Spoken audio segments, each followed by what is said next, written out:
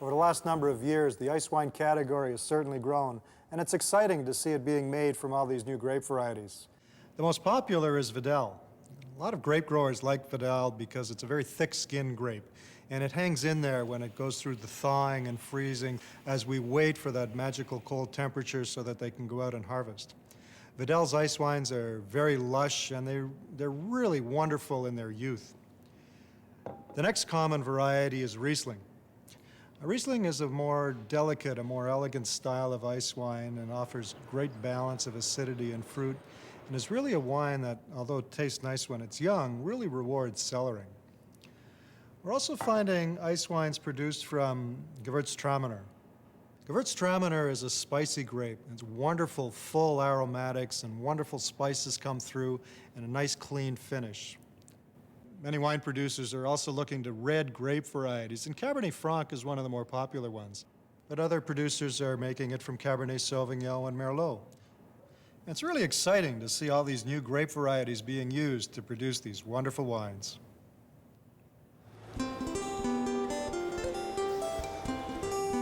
Joe Will left a promising career in journalism behind in 1989 after being introduced to ice wine by the Hanley family of British Columbia.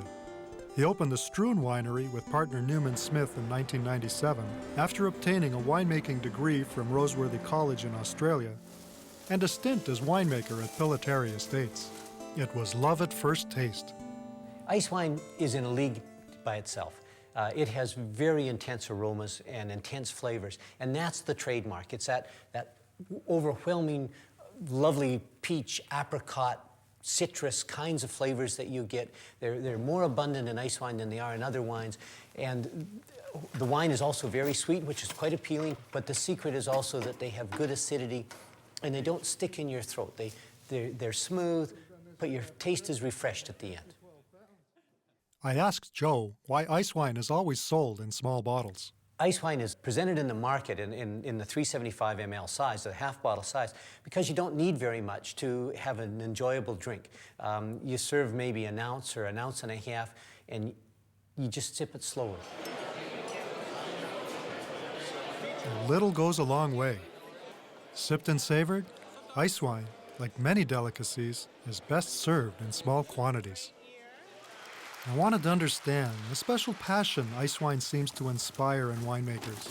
What makes the risky investment, the year-round process, the smaller yields, and the freezing all-night harvests worthwhile?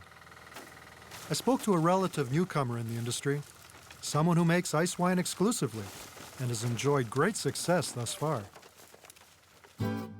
Joe de Maria of Royal de Maria seems intent on creating his own legend in the world of wine. In 2002, Royal de Maria won 5 gold medals at Les Citadelles de Vin in 5 separate varietal categories. Just to give you a little perspective, no one has ever won 5 separate gold medals at the same time.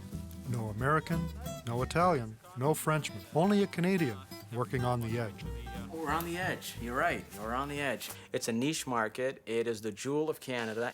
We're working together, shoulder to shoulder, and we're walking into other countries. And we're trying to let other countries know that Canada does produce the world's greatest ice wines. I was lucky enough, if that's the right word, to be included in Joe's work crew for the night harvest. A stressful time at any winery with a number of factors at play. Although the ice wine harvest can begin on November 15th, Mother Nature rarely cooperates. Winemakers must wait for that window when the weather is just right before assembling their crew. We're looking at about 9 o'clock, 9 p.m. Okay, we're looking at -10. I don't want to be picking it at -13 or 14 or 15. I need brie levels around 38, 39. Yeah. Okay.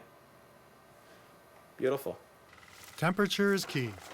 If it gets too cold outside, the grapes become like marbles and can break the presses and yield far too little juice. I'm told the ideal time for picking grapes is late December, a New Year's Eve in the vineyard, but the harvest can sometimes stretch to late February and even March, when each passing day means a little less product because of gradual dehydration. There are no guarantees. The recruiting of workers is another balancing act. Harvesting in the middle of the night might be construed as a favor, but doing it in sub-zero weather calls for a real loyalty to the cause. Bruce, guess what? Tonight's the night. You gotta come out. Yep. Bring him along. Not a problem. We're looking at about minus 13, but we're gonna try to grab it at about minus 10. Bruce, it's almost midnight. It's really cold out. What brought you out here tonight? Well, it's Frosty. I do Joe's computer work, and I've been helping out doing general labor around here. And he called me up and said, "You want to pick some grapes?" And I said, "Sure." Now, have you ever taken part in the Icewine harvest before? No, never. This is my first time. And what are your impressions? It's fantastic. I wouldn't miss for the world. Now, Yeah. it's almost midnight with the wind chill that's minus 21, and you're calling this fantastic. Yeah, it's cold. It's a lot. It's hard work. It's harder than I thought. These crews that I've used for the last 4 years, they were amazing. They're fast, and they know exactly what they're doing. The first Canadian ice wine was produced in Ontario and British Columbia about 25 years ago. And among the initial producers was Enniskillen, perhaps the best known of the Canadian ice wine makers internationally.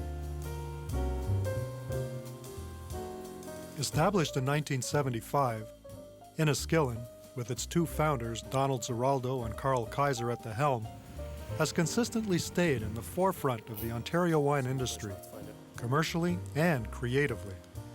Carl Kaiser, Enniskillen's master winemaker, began his experiments with ice wine varietals in the early 80s. The entire Canadian wine industry took a quantum leap in 1991 when Enniskillen's 1989 ice wine shocked the world wine business by taking home the prestigious Grand Prix d'honneur for dessert wines at Vinexpo in Bordeaux, France, essentially naming it the finest dessert wine in the world. Since then, Ontario ice wines from a multitude of producers have garnered numerous awards and established ice wine as the international calling card for the entire Canadian industry.